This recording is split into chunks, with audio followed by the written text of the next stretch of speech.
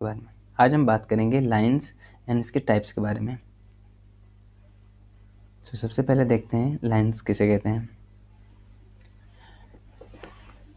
Line एक one dimensional figure होता है जिसकी लंबाई तो होती है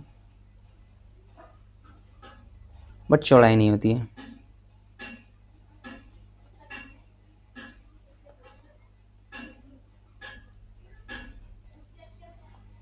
और ये दोनों छोर से इनफाइनाइट तक एक्सटेंडेड होती है। ये दोनों छोर से इनफाइनाइट तक एक्सटेंडेड होती है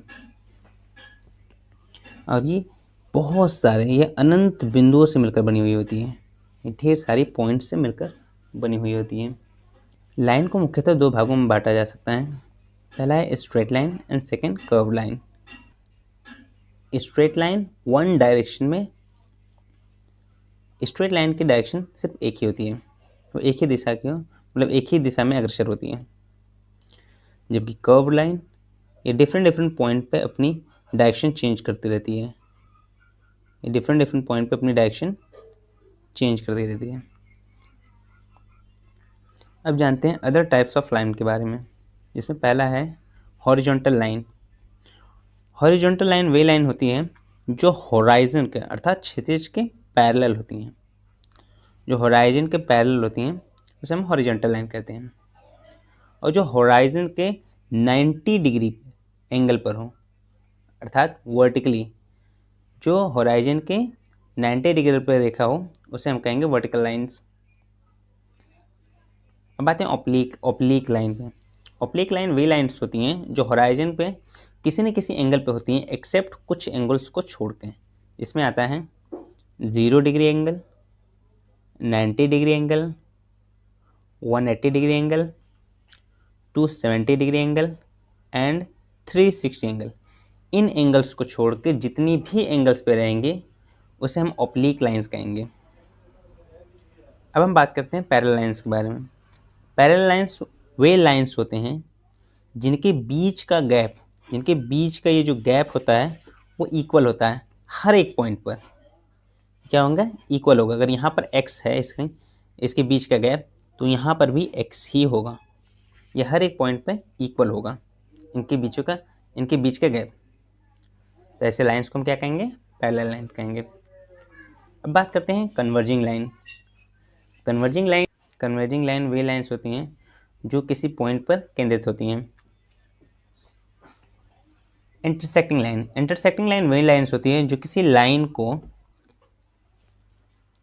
किसी पॉइंट पर इंटरसेक्ट करती हैं।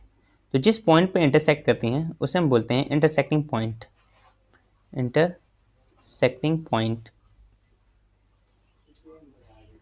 और इस लाइन को हम कहेंगे इंटरसेक्टिंग लाइन। अब बात करते हैं कॉन्करेंट लाइन के बारे में। कॉन्करेंट लाइन वे लाइंस होती हैं जिसमें सारी लाइंस एक पॉइंट से होकर गुजरेंगी, अर्थात ये लाइंस इस पॉइंट से होकर गुजरेंगी। सारी लाइंस एक पॉइंट से होकर गुजरेंगी तो उसे हम कॉन्करेंट लाइन भी कहेंगे। जब सारी लाइंस एक पॉइंट से होकर गुजरेंगी तो उसे हम कॉन्करेंट लाइन भी कहते हैं। अब हम बात करते हैं ट्रांसवर्सल लाइन। ट्रांसवर्सल लाइन वे लाइंस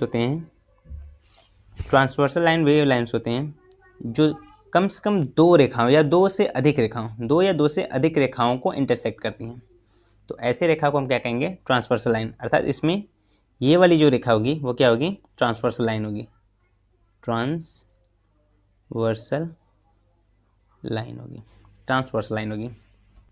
परपेंडिकुलर लाइन वे लाइंस होती हैं जो एक लाइन को हमेशा 90 डिग्री पे काटती हो। ऐसे लाइन को हम क्या कहेंगे? Perpendicular line. वे लाइन जो किसी अनदर लाइन को 90 डिग्री पे एंगल पर काटती हो, 90 डिग्री एंगल पे काटती हैं, उसे हम परपेंडिकुलर लाइन कहेंगे। अब बात करते हैं हम डायगोनल लाइंस के बारे में। डायगोनल लाइंस वे लाइंस होती हैं जब किसी एक पॉइंट से एक नॉन एडजेसेंट, अब ये तो एडजेसेंट होगा बट ये नॉन एडजेसेंट पॉइंट तो मिला है।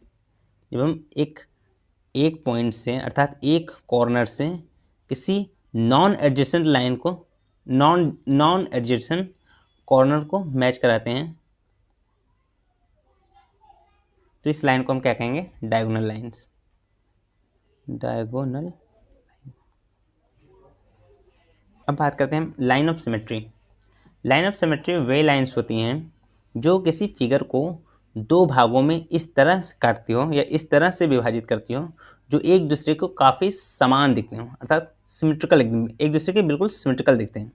लाइक ये वाली लाइन्स, ये जो लाइन होगी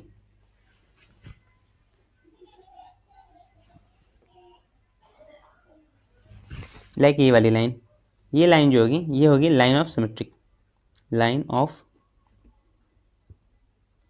सिमेट्री, लाइन ऑफ सिमेट्री, क्योंकि यह लाइन इस पूरे फिगर को ऐसे विभाजित कर रही है जैसे एक दूसरे को वो समान हो, अर्थात ये वाला जो फिगर होगा बिल्कुल इस वाले फिगर के सिमेट्रिकल होगा एकदम। अब हम बात करते हैं लाइन ऑफ सेगमेंट के। लाइन ऑफ सेगमेंट के, अब चूंकि लाइन जो होती है वो तो इनफाइनाइट तक होती है, दोनों छोर से इनफाइनाइट तक होती है, तो यदि हम लाइन ऑफ सेगमेंट की बात करेंगे तो वो लाइन ऑफ सेगमेंट किसी लाइन की एक खंड होती है, एक भाग होती है, इसे हम रेखाखंड भी बोल सकते हैं। यानी एक किसी रेखा का एक छोटा सा भाग को हम क्या कहेंगे, लाइन ऑफ सेगमेंट या रेखाखंड कहेंगे। अर्थात यहाँ पर ए और बी इतनी जो लंबाई होगी इस रेखा की ए से लेके बी तक की जो अथवा मतलब लेंथ होगी, ये ए से लेके बी तक जो होगी, ये ए पॉइंट से लेके बी पॉइंट तक की जो लाइन होगी वो कहेंगे उसे हम सेगमेंट, सेगमेंट। अब हम बात करते हैं इंटरवल। इसी एक पॉइंट से भी यानी ए से लेके बी तक की जो बीच की ये लंबाई होगी, ये जो लेंथ होगी यहाँ से लेके यहाँ तक की, इसको हम बोलेंगे इंटरवल। इसको हम क्या बोलेंगे, हम इसको बोलेंगे हम इंटरवल। ए से लेके बी तक की जो लेंथ होगी उसे हम बोलेंगे इंटरवल। अब बात करते हैं हम रेस के बारे में। रेस क्या होती हैं, रेस के एक एंड पॉइंट होता है जो कि यहाँ पर है, और ये दूसरी छोर से ये इनफाइनाइट तक जाता है, दूसरी छोर से ये इनफाइनाइट तक जाता है। इसका एंड पॉइंट एक ही होता है जो कि एक लिमिटेड है, किसी न किसी पॉइंट पे होगा, और जो सेकंड पॉइंट होता है वो इनफाइनाइट पे होता है, अर्थात वो इनफाइनाइट तक जाती है, और इसे हम एरो से डिनोट करते हैं, जैसे कि यहाँ पर देखिए वन साइडेड एरो से डिनोट किया जाता है।